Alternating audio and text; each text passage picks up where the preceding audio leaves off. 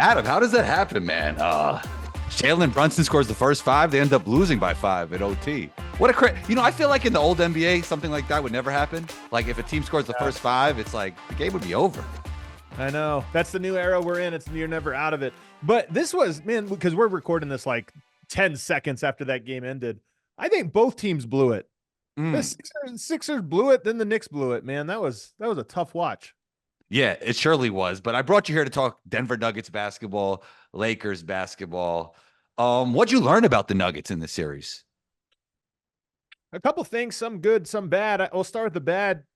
The Nuggets last year were afforded the opportunity to walk to the finish line because they were so far ahead in the West standings. This year they had to sprint to the finish line, and they look tired. You know, Jamal Murray is banged up. He's got the calf strain. KCP rolled an ankle. Reggie Jackson was in crutches, and Jokic just looks a little bit more tired than he was. So I think number one is Denver doesn't look as fresh as they did last year in the opening rounds.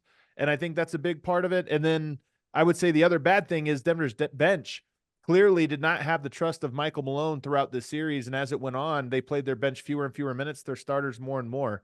So those are the two concerning things I would say that came out of round one with regards to Denver's chances. Are you more or less optimistic that we are in the midst of a new Denver Nuggets dynasty? I would say less because health. I mean, so much of this comes down. I will say this. I am supremely confident that the Nuggets, a fully healthy Nuggets team, can beat anybody in the NBA. I've seen them too many times win in the clutch, how they execute. Everybody knows their role, and they've got Jokic and Murray. But Murray being hobbled, that was not a good series for him, despite the fact that he had 2 game winners.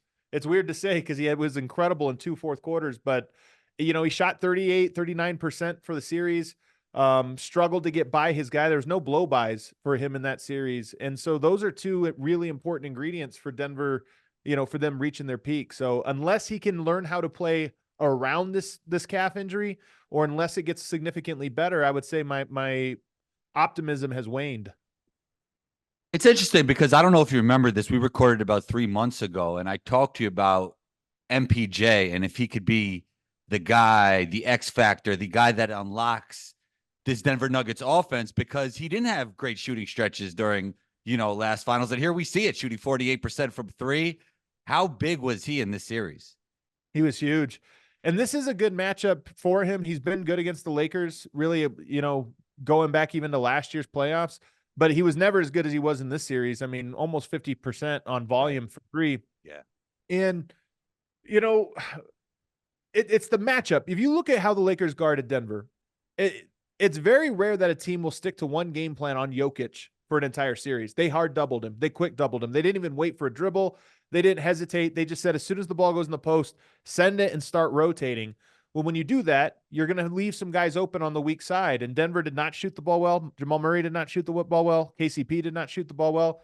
But Mike was ready for those swings and those open shots. He got a lot of them in that series, and he knocked them, almost all of them, down. What do you think about LeBron? All the news coming out, his comments, not wanting to talk about if he'll be back with the Lakers. It feels like the Lakers will run it back with AD and LeBron, right? It does feel like it. Here's the thing, man. Combo, you know this. Last year, Nuggets beat them. They sweep them. Yeah. And LeBron retires or says, I'm thinking about it. And it becomes the headline for a week, and it's kind of an annoying story. LeBron James tweeted not only did he go to the podium and say, I'm not thinking about that, but then he tweeted tonight at halftime of the Knicks game saying, a lot of people are asking me, like, dude, leave it. You said your piece. Stay out of it. There's games going on. So I don't think about it. That's my answer. I don't think about it. It does feel like, though, I know you might not, it feels like you don't want to stay on LeBron too much, but it feels like at this rate, he's going to be done mentally before he's done physically, because he's still putting up crazy numbers.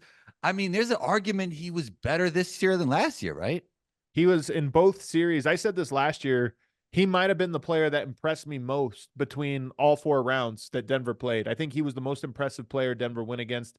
And seeing him as and paying as close of attention as I was last year to him, I just was blown away by how good he was. And then this year, again, same thing. You expect a drop off. He was phenomenal. He'd put so much pressure on the defense, and then on the defensive end, he covers up so many mistakes. I mean, he really he has good regular seasons, very good regular seasons, but in the playoffs, I still think he might not be tier one because he was in a class all of his own for I don't know 15 years. He's not in a class all of his own, but he is capable of being the best player even with Jokic on the court. He's capable of being the best player for any quarter, any half, and that's still impressive. So yeah, I was incredibly impressed with him. Where do you think the Lakers could go from here? I mean, people are talking Trae Young. I thought Trae Young would be a great fit with the Spurs. There's reports the Spurs aren't really interested. Now I'm hearing the Spurs could be interested again. They're not close to it. I like the idea of Trae Young being paired with a lob threat, either if it's Wemby or AD. And I also feel like people are sleeping on Trae Young a little bit at this point. Like whenever you hear media or talking heads talking about Trae Young, there's like a little bit of a negative connotation when it comes to Totally. Trae. Do you feel like he could be the answer for this Lakers team? No. Mm, Here's the thing I think about for the Lakers. The Warriors ushered in a new era of basketball. The volume 100%. three-point shooting, the spacing, it was there. I'm not saying they invented it, but they certainly accelerated a process that was already beginning. Since that process, the players coming into the league and the players who were in the league and how they developed themselves, the skill sets are changing. The paint is more open, versatility is more important, teamwork is more important. I Yes. think I don't think the super team era is over, but I think that the every year change around the role players and try to catch lightning in a bottle. I think that era is likely done.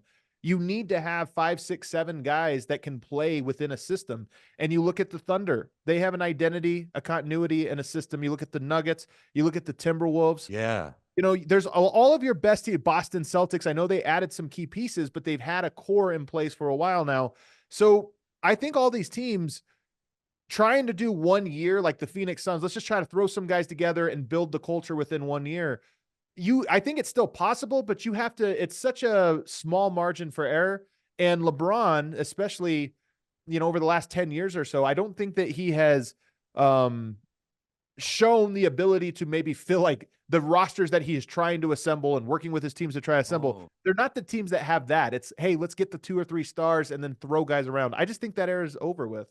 So you think what LeBron tries to build is an outdated version of what the NBA has become in a way, if that makes sense? Because you need patience to build the other one and he doesn't have time. So some of this is like I've got to quickly, let's put this guy and this guy together and then fill out the roster with some shooting.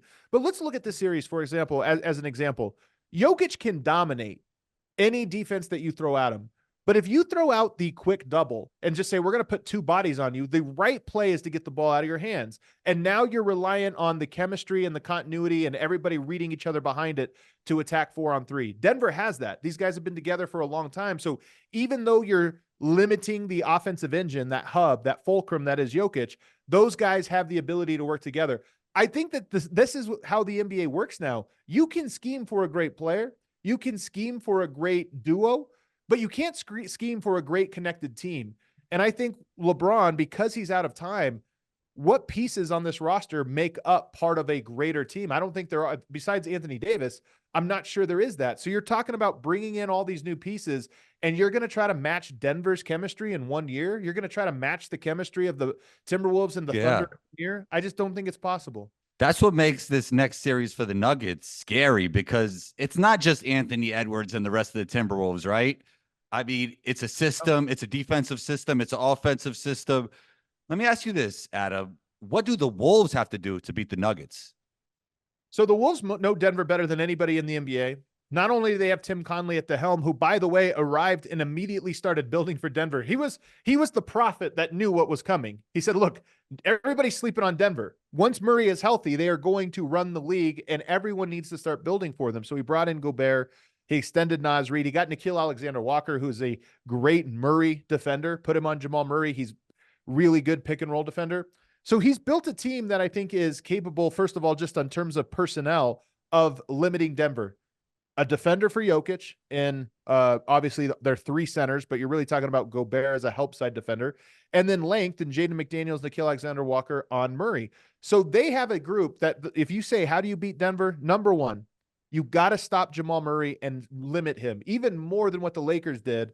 You've got to, Jaden McDaniels needs to make it difficult for Murray to score. Secondly, You've got to take away the pick and roll. And Nickeil Alexander-Walker and Jaden McDaniels both are among the best in the league at not getting screened. They get skinny, they get into you, and when you try to run pick and roll, they just get around it. They're some of the best at that.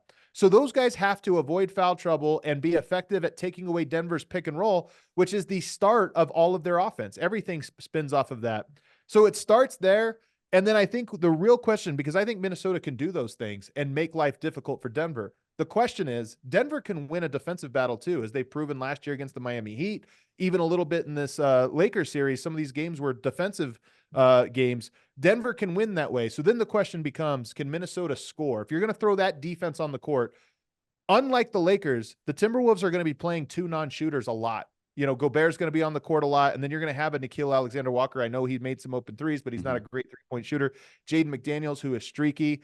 Kyle Anderson's going to play minutes. He's not a great shooter. They're going to have enough non-shooters on the court that they're going to have those guys make open shots to keep pace with Denver, even in a defensive battle. So would you say this is their biggest threat, or you look at maybe the Mavs, the Clippers, OKC? I think the Timberwolves are the biggest threat to Denver. I think they match up the best. They know them so well. I mean, these teams have played each other. I think Gobert is probably the single player who has played against Jokic the most, and vice versa. Jokic knows Gobert. You have, not only do you have Chris Finch, the head coach, who, by the way, comes from Denver. He was there at the formation of the Jokic Murray two-man game. He knows them very well. He knows what they like and their tendencies. But Micah Nori spent even more series there, their lead assistant. He spent several years in Denver. He knows them very well. So this is a team that knows Denver. And I think that plus just the fact that they have their best defenders at the exact positions to guard Denver's best offensive players, it makes it the toughest matchup. You know, it's hard. It's really hard to lose to a team 4 times in a row. And I'm happy that the Lakers didn't get swept, but the Suns did get swept. And I was never high on their championship chances. Yeah. If you would have told me they would have got swept in the first round, I would have been a little bit surprised. Where do you think they go from here? The Suns, to hell. I mean, I don't know. Like, honestly, I'm not even trying to joke here, but this is what I'm talking about with the super team and trying to throw things together. Chemistry, knowing your role, getting along.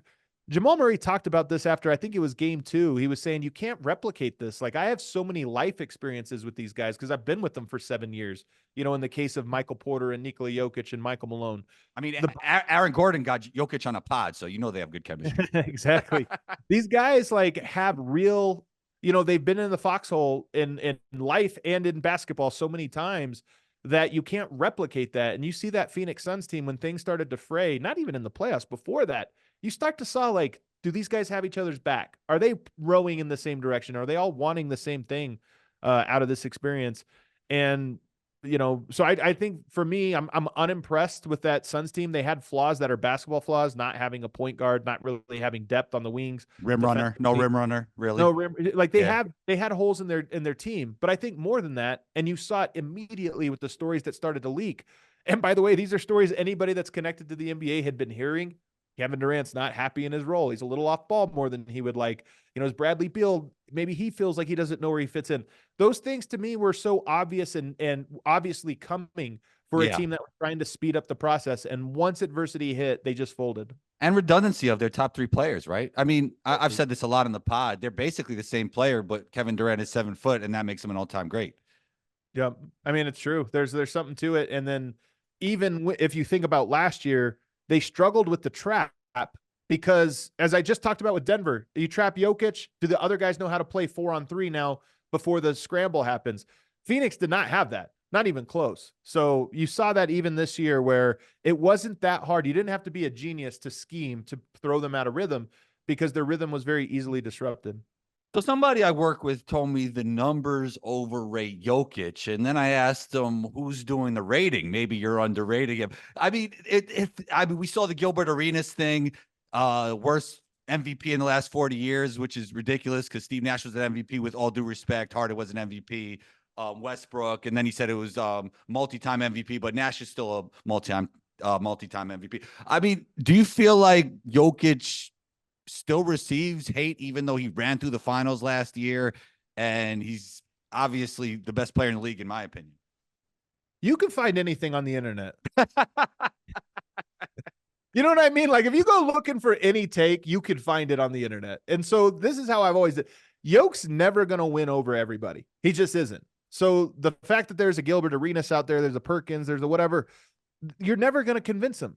You know, Skip Bayless is in year 22 of hating on LeBron James and talking about how overrated he is. Like you're never going to convince everyone. So for me, it's really, where do you put your mind? Where do you put your attention to? I'm such a busy guy that I don't spend a lot of time on forums or even on Twitter and stuff like that. When I see a tweet or I see a perspective on something that to me seems so absurd, I don't spend my time on it. I just keep it moving and go, hey, there's an opinion for everybody out there. So are you of the belief that him and the next best player is a wide gap?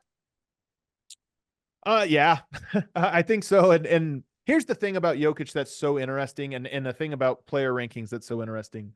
There are players that are dominant, and you put them on any squad, and they're going to do what they do well. Kevin Durant is of this nature. Like he is such a scorer that it almost doesn't matter what role you give him or what team you give him. He's going to score and do that. Will it elevate the rest of the game or the rest of the team? Well, that depends on who's on your roster. Like if you have good players that are willing to fit around whatever system you create, then they're going to exploit it. Jokic to me is unique, even amongst the all-time greats, in how well he is able to mold his game around whoever's on the court. So this is why people have talked this year about Denver starters, but their bench or this or that. You give Jokic, Reggie Jackson, Peyton Watson, Christian Brown, and Justin Holiday, and he's going to create a great offense around it. Because it's like, okay, Holiday shoots, Peyton Watson's going to slash, I'm going to put Christian Brown on the dunker, and me and Reggie are going to run pick and roll. And Reggie they're going to go under the screen on him because they're not worried of this, so I got to set the screen a little bit lower. Like, he just has everything in his bag to know how to bring out the best in everyone. So I say that to say that's what sets Jokic apart. And when you watch him, I think one of the reasons people don't always see it with him is they're expecting greatness to be score in this position, hit this type of shot. But what it really is he can look at any player and say, here's how me and you add up to more than the sum of our parts. And it doesn't matter what player that is that you pair him with. He finds a way to make it work. He can play on the block. He can play at the top of the key. He can play on the elbows. He can ball handle and pick and roll. He could screen and pick and roll. So whatever talent you have, he just channels whatever talent he has that fits with that. And in that way, it elevates your floor so high as a team. And it's what, in my opinion, makes him an all-time great. You told me last episode you felt like his GOAT window is still open. I mean, I still think it is. Look, and you know what's funny? Here's what's funny, Combo. Like when you say GOAT window, like people are saying, are you saying he's going to become the GOAT? You have to not only be great, because there's been a lot of great players. Like Tracy McGrady, to me, there's an alternate world where he could have finished as a top 10 player all time. Yeah. He didn't do it. And part of the reason he didn't do it was you have opportunities. Do you take advantage of them? If not, window passes you by. Jokic's window is still open, but even if you lose this year, like that window closes a lot. Like the clock's ticking in terms of like every time you come up short, the rings come off the table now. But for Jokic, I saw George Karl tweet this out the other day saying, hey, I think this guy really does have GOAT potential. I saw Nate Jones, very respected basketball Twitter personality, put it out there. You've seen Hakeem Olajuwon give the take. You've seen a lot of great Larry Bird. There's all these people out there that say, hey man, let's just keep the door open. I'm not saying he is that, but it's his time now. The window's open for him. And let's see if he comes up big in those moments. Cause that's what separates great players. Did you come up big in those rare, very, very, very few opportunities you get to succeed? It's interesting because I feel like his GOAT window is more open in the face of the league window when it comes to like Wemby and Anthony Edwards. Like he don't want to be any part of that, you know? He's hard to sell in some ways because, like I'm saying right now, it's easy to sell a guy that hits turnaround jumpers. It's easy to sell a guy that dunks on you. It's so overwhelming.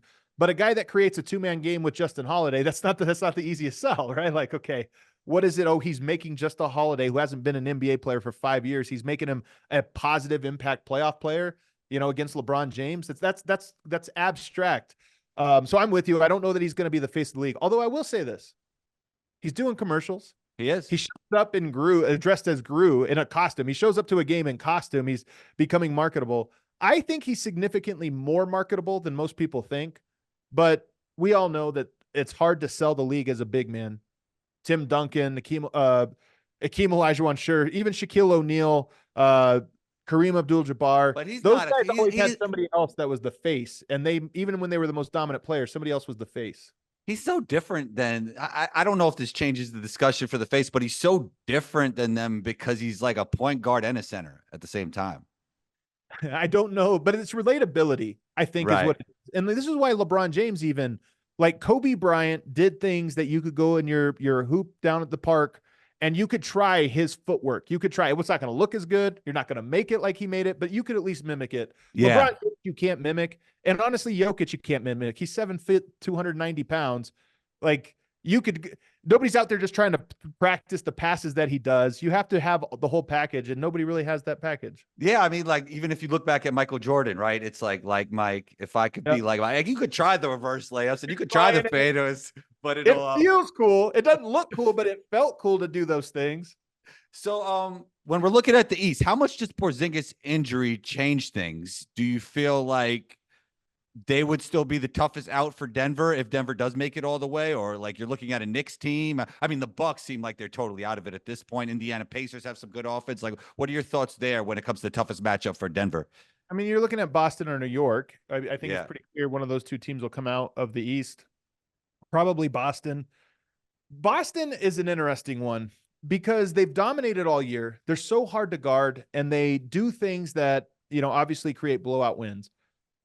I don't think you're going to blow Denver out a whole lot, which means you're going to have to win in the clutch. And there's just nobody. If you were saying, I think it can get overstated because Boston hasn't played that much in the clutch, but they haven't looked good when they've been in the clutch. But I think it's going to be overstated. But when you're talking about a team who that's the question mark, going up against a team in Denver that is just one of the greatest clutch teams of all time, They are. I think it's fair at least to say that's an advantage, not just a stylistic advantage, but a psychological one. Let's say you go to game one in Boston. It's a close game, and in the clutch, Denver outperforms you in the clutch in game one. Psychologically, there's something there that goes, that's their strength, that's our weakness, and they just won. Like, they beat us in the regular season both times that way, and now in the playoffs you beat them. So I think there is a psychological edge that Denver could have, but more than anything, they're going to have to make shots. They're very good at it. Jokic is going to have to score on two guys he has historically dominated, in Al Horford and Kristaps Porzingis. I'm going to take him dominating at the rim and in the paint more than I'm going to take that team shooting and being comfortable there. And I'm going to take Denver in the clutch over Boston in the clutch. We started with the Lakers and we could end it with the Lakers, at least Denver's performance versus the Lakers. Last year, it was a sweep. And the joke was it was the closest sweep ever. And this year, it's a gentleman's sweep. And, a lot of the games are close. So what makes Denver so lethal in the clutch outside of just having Jokic and Jamal Murray? Everybody knows exactly what they're doing and all the pieces fit. I mean, we have 2 years of data on this because I know all the quants, all the analytics people like to look at it and say clutch is random. It's such small sample size. What happens in the clutch? It's a make or miss league, and don't read too much into it. 2 years of data and me watching this team for even beyond that. If a game is close, they execute. They get great shots every single time, and they know exactly, no matter what defense you throw at them, they know exactly how to audible on the fly. Most teams have to look at a defense. Okay, they're doing this. They're doing a gimmick. They're trapping here. They're sending the double from here, whatever it is. And maybe you call a timeout and let's diagram. Denver, you saw last night, both game 2 and game 5, those were game winners without a timeout. And why weren't they a timeout? Because Denver knows, this is how they're going to guard. Who's guarding who? Okay, cool. You go here, you go here. We're running this action, and we know. And even I had, with Legler on my show today, he pointed out a great detail that really hammers this home. 10 seconds left. Murray's got the ball on the right wing. They clear out the side. So instead of putting a shooter in each corner, they empty one side. We're going to run the side pick and roll, put Aaron Gordon in the dunker spot. AD tries to jam Jokic at the 3-point line. He tries to push him up so that screen is as high as possible. He's trying to get physical, leans on him. He actually even puts his arm around him. And it also indicated that he was going to trap Murray, jump out at Murray on that pick and roll. So you're going to push the screen as high as possible, trap Murray 30 feet from the basket so that now, the ball's so far from the rim, and do you have time even to attack and exploit? Jokic, understanding that, because again, he's done a million reps in the clutch, he fakes a backdoor on Anthony Davis, kind of swim moves him and pushes him back. Anthony Davis gives back about 5 feet, and now Jokic can go set the screen where Anthony Davis has to play drop because he just thought he was getting backdoored. So that's a little thing where Anthony Davis rightfully said, I can't let them set the screen too low. I've got to be up on it. Jokic knew he was trying to do that and countered him, got him to drop off, and then set the screen. It's subtle little things like that. Most teams would have to diagram that or think about it or just not recognize it in real time, and all of a sudden the screen's too far. With Denver, every detail is perfect, and no matter what you do, Denver knows, oh, here's the counter to that, and they just do it in real time without a timeout, and they end up getting Jamal Murray, who was red hot in the fourth quarter. They get him a fairly wide open 10-foot jumper, which if every team could guarantee their best shooter gets a wide open 10-foot jumper in the clutch, they would take it. Denver gets it every time. How much of this is because of Coach Malone, and how much of this is because of the personnel from your standpoint? I think in this instance, and Michael Malone has his fingerprints all over the team. In this instance, it's his best trait is his willingness to stay out of the way. He knows that this team has been doing this. And that's why he even joked about this after the game. He said, they asked him, why didn't you call a timeout? He said, we have the best two-man game in the world. I just let them do their thing. And it's like, hey, that's exactly the right thing. So with Malone in the early days, he helped form that chemistry. But I think at this point, Jokic is Tom Brady. He's Peyton Manning out there. If you're a coach, you don't need to call a timeout and drop a play. Those guys are seeing the field. Let them cook. Yeah, I guess what makes a great coach makes a great podcaster. You got to let the guests cook. You got to let your team cook, right? There you go. Adam, great stuff. You're always welcome back on the show. Where can we find you? You're so many places, so we need to know. All over the place, but All NBA with me and Tim Legler. We have 4 times a week. I've been enjoying that one. Legs is the best. And then if you like Nuggets stuff, check out DNVR. Both of those shows, DNVR Nuggets and All NBA on YouTube. Always great talking basketball with you, Adam. Talk soon. Talk soon.